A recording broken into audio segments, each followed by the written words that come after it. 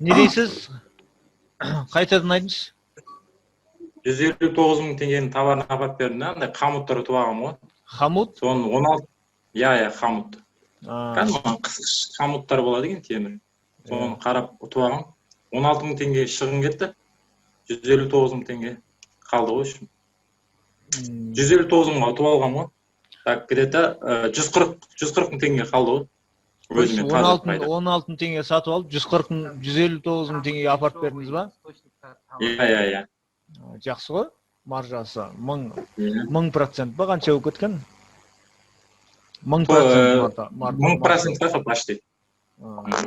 Негізі, мен көп осы айда тендерларым бәрі 300, 400, 200% болып отыр.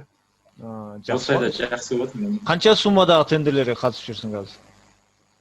Мен особо бір 500 мыңға дейінгі тендерлар ғой менде. 500 мыңға дейін ба? 500 мыңға дейінгі. Бір айдың ішіне қанша, сол 500 мыңға дейінгі бір айдың ішіне қанша теңге салдың енді? Қанша тендер ұтып алдың енді? Так. Бір где-то осы алдыңғы айда ұтып атқан тендерларым осы айда түсіп отыр ақшалары көбісі. Осы айда салған тендерларым енді түседі ақшалары. Ол әлі бір 7 тендер ұттым ғой қазір. Бір айда ма?